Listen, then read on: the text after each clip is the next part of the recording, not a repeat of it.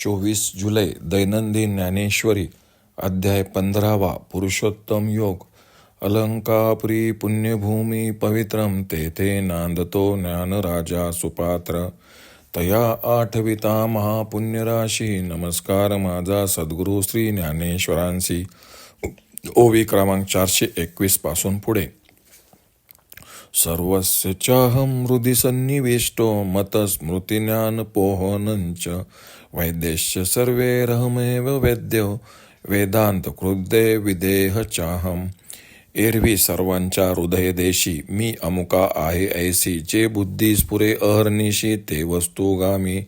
परी संतान सेवे वसता योग ज्ञानी पसता.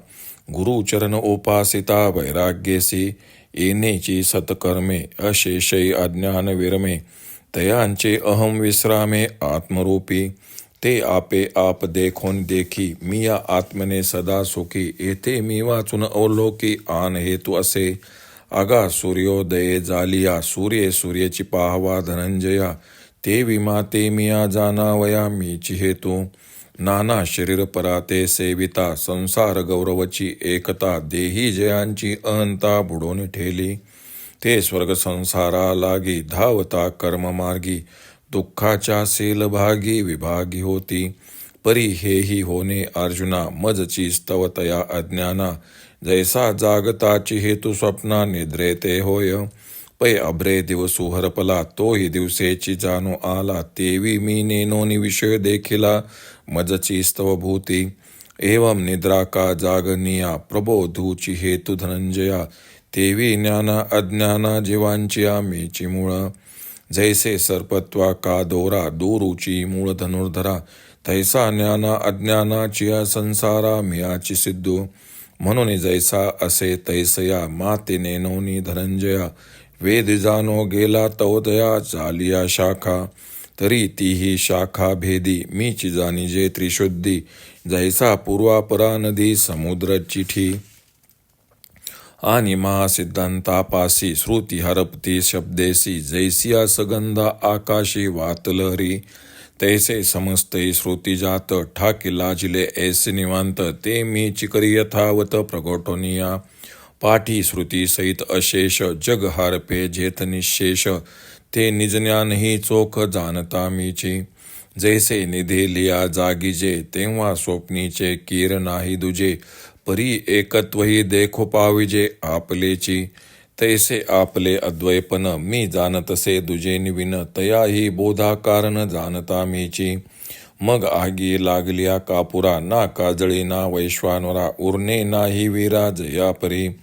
तेवी समूळ अविद्या खाये ते ज्ञानही जे बुडोनी जाये. तरी नाही कीरनो हे नायनी नसाहे असनेही. पै विश्व घेऊन गेला मागेसी. तया चोरा ते कवनके गेवसी. जे कोणी एक दशा ऐसी शुद्धते मी. ऐसी जडा जड व्यक्ती रूप करिता कैवल्यपती. ठीक केली निरूपहिती आपुल्या रूपी. तो आघवाची बोधू सहसा अर्जुनी उमटला कैसा. व्योमीचा चंद्रोदय जैसा शिरार्णवी. का प्रतिभिंती चोखटे समोरील चित्र उमटे. तैसा अर्जुने आणि वैकुंठे नांदतसे बोधू. तरी बाप वस्तू स्वभावो फावे तवतव गोडिये धावो. म्हणून अनुभवाची रावो अर्जुन म्हणे. जी व्यापकपण बोलता निरुपाधिक जे आता. स्वरूप प्रसंगता बोलिले देवो. ते एक वेळ अव्यंगपणे की जो कामज कारणे. ते द्वारकेचा नाथू म्हणे भले केले. पै अर्जुना आम्हाही वाडे कोडे अखंड बोलो आवडे. परी काय की जे न जोडे पुसते ऐसे. आणि मनोरथांसी फळ जोडलासी तू केवळ. जे तोंड भरून निखळ आलासी पुसो. जे ऐदतावरी भोगीजे ते अनुभवीची तू विरजे. पुसोनी मज माझे देतासी सुख.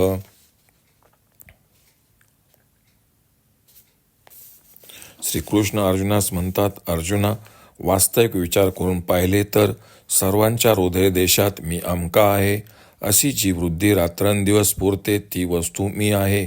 परंतु संतांच्या संगतीत पाहिले असता आणि योग व ज्ञान योगाचा अभ्यास करशील व वैराग्ययुक्त होऊन गुरुचरणांची सेवा करशील तेव्हाच या सत्कर्माच्या योगाने संपूर्ण अज्ञान नाहीसे होते व ज्याचा अहंकार आत्मस्वरूपी स्थिर होतो त्यांना आत्मदर्शन म्हणजे सुखरूप जो मी त्या माझेच दर्शन झाल्यामुळे ते सदा सुखी असतात. मग पहा, या व्यवहारात त्याच्या सुखाचा माझ्या वाचून अन्य कोणता हेतू आहे? अर्जुना, दिवस उगवल्यावर सूर्याच्या तेजाने सूर्य पाहावा लागतो, त्याप्रमाणे माझे ज्ञानही माझ्या मदतीनेच होत असते. अथवा देहात्मबुद्धिवानांची सेवा करून, संसाराचे कोड कौतुक करून, ऐकून ज्यांचा अहंकार देहाच्या ठिकाणी दृढ झाला आहे, ते स्वर्गातील किंवा संसारातील विषय सुखासाठी कर्ममार्गाच्या मागे लागून शेवटी शेलक्या दुःखाचे वाटेकरी होतात. पण या अज्ञानी जीवांना ही स्थिती प्राप्त होण्यालाही मुळात कारण ज्ञानस्वरूप जो मी तोच आहे असा जागा असलेला पुरुष स्वप्न व निद्रेला हेतू म्हणजे आधार असतो. सूर्यढगांनी झाकला गेला आहे हे सुद्धा सूर्यप्रकाशाने जाणता येते. तसे मला नेणणे व विषय जाणणे हा प्राण्यांचा व्यवहारही माझ्या सत्तेवरच होतो. अर्जुना, झोपलेला मनुष्य जर जागा होतो तर या दोन्ही अवस्थांना हेतुभूत असणारी नित्य जागृती मुळात असतेच. त्याप्रमाणे या जीवांच्या जाणण्याचा किंवा नेणण्याचा दोन्ही व्यवहारांना केवळ ज्ञानस्वरूप असा मीच हेतू आहे. सर्पाचा भास होवो किंवा दोरीचे ज्ञान होवो, दोन्ही जशी एका दोरीच्या सत्तेवरच होतात, तसे व्यवहार ज्ञानाचा घडो अथवा अज्ञानाचा, तो ज्ञानस्वरूप जो मी त्या माझ्याच आधारावर होतो. म्हणून माझे यथार्थ ज्ञान न झाल्यामुळे वेद ते जाणण्याचा प्रयत्न करू लागला तेव्हा त्याचा भाग झाल्या तरी त्याच्या त्या तिन्ही रुच यजू साम शाखांनी खरोखर माझेच स्वरूप वर्णले आहे. तो कसा तर, जशी नदी पूर्ववाहिनी असो वा पश्चिम वाहिनी असो, अखेर ती मिळणार समुद्रालाच.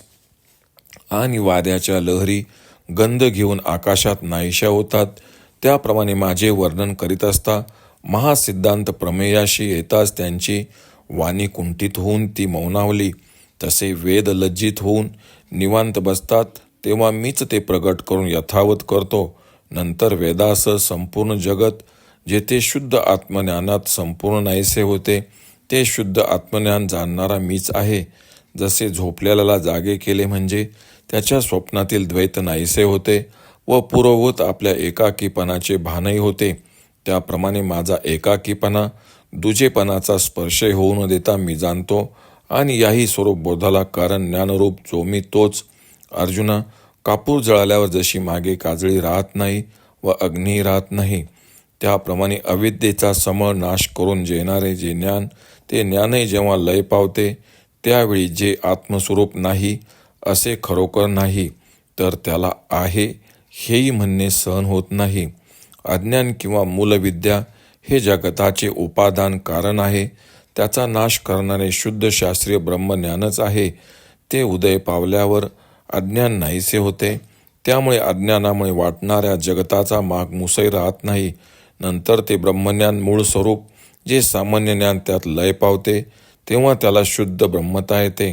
या दोन्ही अभिप्रायांनी महाराज म्हणतात, असा जो अलौकिक चोर की ज्याने सर्व विश्व त्यातील वाटासह चोरून नेऊन त्या चोराचा काही मागमुसई ठेवला नाही, त्या चोराचा कोण व कसा पत्ता लावणार? अशा लोकोत्तर चोराचे जे मूळ स्थान तेच माझे शुद्ध स्वरूप आहे. कैवल्यपती भगवान श्रीकृष्ण यांनी स्थावर जंगमामध्ये असलेल्या आपल्या ओतप्रोत व्याप्तीचे निरूपण करीत करीत या प्रकारे आपल्या निरुपाधिक स्वरूपाच्या मुक्कामापर्यंत ते येऊन पोहोचले आणि आकाशातील चंद्राचे क्षीरसागरात जसे स्पष्ट प्रतिबिंब व्हावे तसा त्या सर्वांचा बोधाचा अर्जुनाच्या चित्तावर एकदम ठसा उमटला. एका भिंतीवरील चित्र समोरच्या आरशासारख्या स्वच्छ भिंतीत तंतोतंत उमटून जसे दोन्ही ठिकाणी नांदते असे दिसते, त्याप्रमाणे श्रीकृष्ण भगवान यांच्या ठिकाणचा एकच बोध स्वच्छ भिंतीच्या ठिकाणी असलेल्या अर्जुनाच्या अंतःकरणात जसाचा तसा उमटलेला दिसत होता. पण महाराज, वस्तुमहिमाच असा आहे, जसा अनुभव दृढ व्हावा तसा अनुभवाविषयी गोडी वाढते.